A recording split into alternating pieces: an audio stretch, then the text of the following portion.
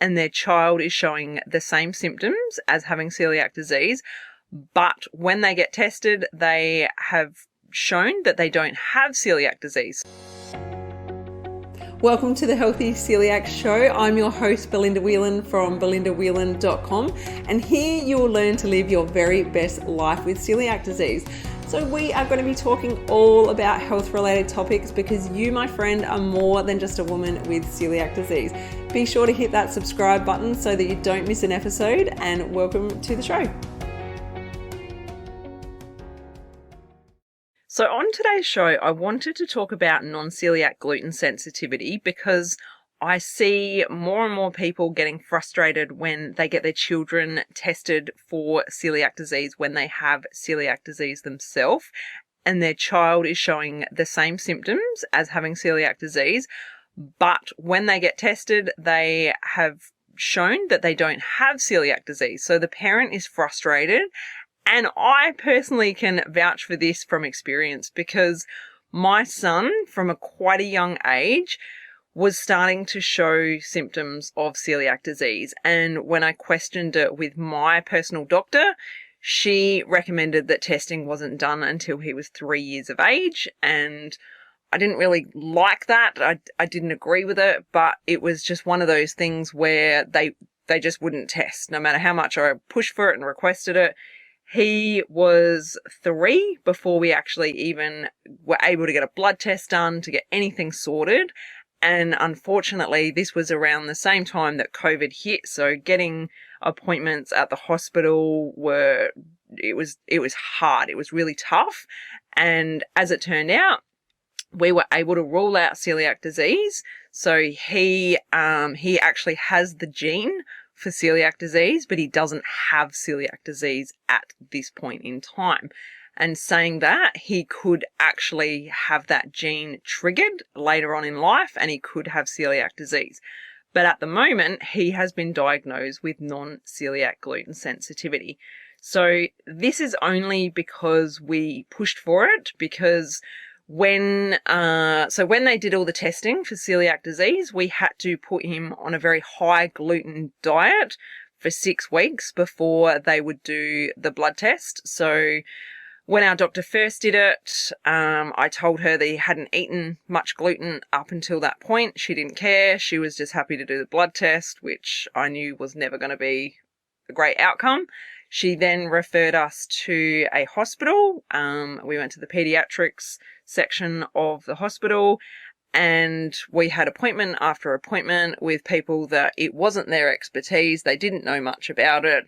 I was actually educating them more on celiac disease than what they knew. So I just kept pushing and pushing and pushing because I could see that my son was not right. He didn't have the energy that most children have at the age of 3. He was constantly feeling upset in the tummy. He had diarrhea. He had all of the symptoms that I knew related to celiac disease. So I wanted to push for it. So when it finally turned out that he didn't have celiac disease, so they proved that he didn't have celiac disease, all to do with his blood tests, I was still convinced that there was something not quite right there because when he did the 6 weeks testing, we actually had to do that multiple times. When he went on gluten for the 6 weeks each time, I could see that his symptoms got worse and worse. Now, we are a predominantly gluten-free family. We don't have much gluten in our household, so he already wasn't having much gluten. But when he went fully on gluten, he was terrible. His bowel movements were disgusting. He was so lethargic. He was constantly on the couch whinging that I shouldn't say whinging, he was complaining how tired he felt. He looked so dark under his eyes. There were just so many things that it was just horrible. So I followed up with a gastroenterologist. I wanted to get another opinion from an expert. And we were told by the hospital it could take months or even years to get an appointment with a gastroenterologist. So we went private and we went and had a private appointment with a gastroenterologist. And he confirmed that Reef has got non-celiac gluten sensitivity. and that it's important for him to eat a gluten-free diet.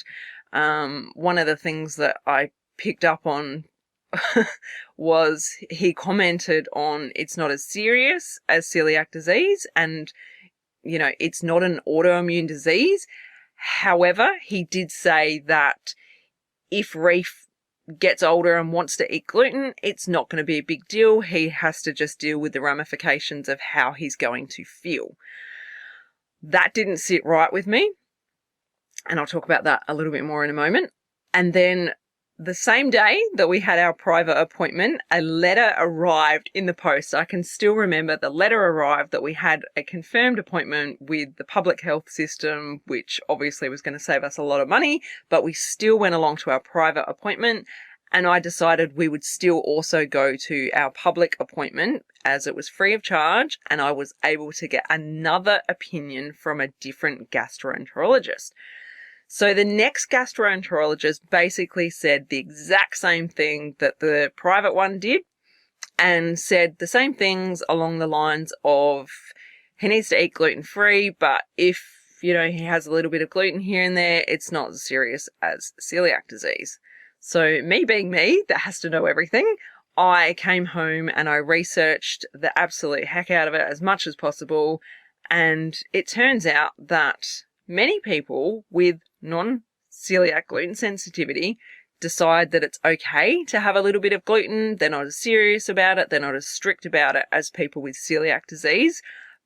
But the thing is, it causes so much inflammation in your body that people with non-celiac gluten sensitivity have more chance of creating more disease in their body as the years go on because they have that inflammation in the body. So I made a decision right there and then that we would be strict with Reef's diet, and we would make sure that he was eating as if he was a celiac. Now, we eat 100% gluten-free, him and I. We are super careful with everything, with cross-contact, with eating out, everything. We act as if we are both celiac. I tell people that he has non-celiac gluten sensitivity and that he has to eat gluten-free, but to me, it's like he's got celiac disease. We treat it very, very seriously.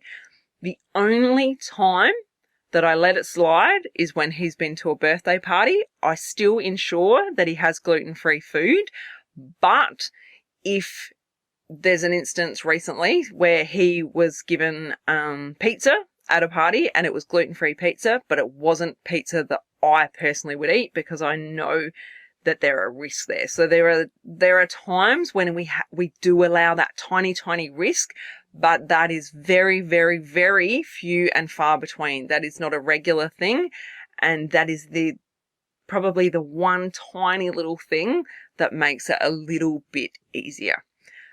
But having said that, it's very rare. It doesn't happen all the time. So, it might be once in a blue moon that situation arises. So non-celiac gluten sensitivity, if your child has all the symptoms of celiac disease and you haven't got a diagnosis, push for finding out if they've got non-celiac gluten sensitivity, because you can help your child to feel better. And I have seen my son he's turned into a different kid since he got his diagnosis. So he was diagnosed around the age of 4. He was at kindergarten when he got his diagnosis. So he had been at kindy for a couple of months before he got his diagnosis. And then from there on, we were able to tell the kindergarten that he has to eat gluten-free. We were able to educate him. Luckily for us, he was already very aware of what gluten is, and knowing that I have to be very careful. We talk about gluten-free constantly in our family. He knows all about it because his nan's celiac, his uncle's celiac, so he knows as well that it's pretty normal to him. So I think this helps a lot when you've got a child that lives with you and the parent is already celiac, because they've got that exposure. It's not brand new to them. So it's about educating them. It's about inspiring them and letting them know how much better they can feel when they eat gluten-free. And we teach him to stand up for himself. He is a major, major advocate for himself. He's now 5.5, and he blows my mind with the way he sticks up for himself, the way he questions things, the way he talks about food. He is incredible. He just, like I said, he blows my mind how switched on he is. And I'm so proud of how he deals with it. Sometimes he gets upset that he misses out on things, but in general, we make life as normal and, as comfortable for him as possible.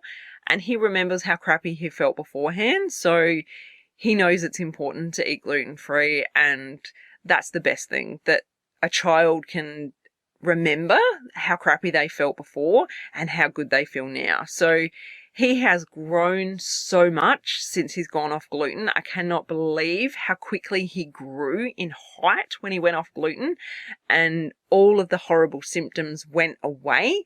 He's so much more energetic. He's so much happier. He's so much more lively, and he eats really, really well. He will choose healthy food over packaged food most times. He wasn't feeling well this weekend. I think he's come down with a bit of a cold, and I offered him just some potato chips, just, something savory that I thought might make him feel, just that little comfort food. Sometimes it's nice to have those treats. And he said, "No, thanks, Mum. Can you please get me 2 carrots and some cucumber?" So he's very switched on. He knows how to look after his body already. And that's the thing. You can teach your children to be amazing and incredible with the way that they choose food and advocates for themselves. So if you need to push for this and it's something that, a doctor said, no, they don't have celiac disease, and you think it's okay to keep putting them on gluten, for yourself as a mum or a dad or even a grandparent, what that child is reacting to. You can see it in the way that they behave and the feelings that they get after the way that they eat. So stick up for your children, do the best that you can for them, and get a result, because, as living with celiac disease, life is wonderful when you eat gluten-free. Now, I thought it'd be pretty cute to get Reef on the show, so I'm going to bring him in a moment, and we're going to have a little chat with him and hear how he is going with living with non-celiac gluten sensitivity. So we'll be back in 2 secs. All right, welcome to the Healthy Celiac podcast. Do you want to tell everyone your name today, buddy? Reef. Reef, that's right. Reef. R-E-E-F. R-E-E-F. Reef, that's right. And how old are you, my darling? 5. 5, exactly. So you were told about a year ago that you couldn't eat gluten anymore, is that right? Yes, Mum. Yes. And do you remember before, when you used to be allowed to eat gluten, how it used to make you feel? Bad. And How did it used to make you feel? So when I had vomit. Yep. What else did it do? So gluten used to make you vomit. What else? Have diarrhea and make me sick. Yep. Frequency. Yep. What else did it do? I think it used to make you very tired and lethargic and have a sore tummy too. Yep, Mum. Yeah. All right. So what do you do when someone offers you food and you don't know whether it's safe? Don't eat it or ask if it's gluten-free. Good boy, you do, don't you? You're very good at checking if food's gluten-free. And what's your favourite gluten-free food, Reef?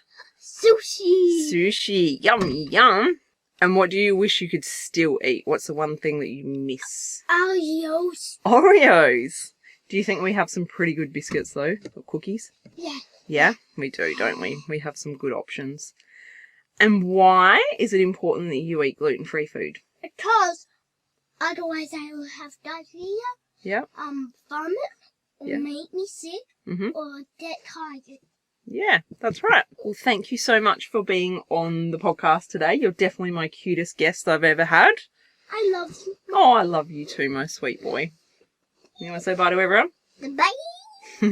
If you enjoyed this episode, head to belindawhelan.com to get yourself a free copy of my exclusive ebook, 11 Mistakes People Make Going Gluten-Free Living with Celiac Disease.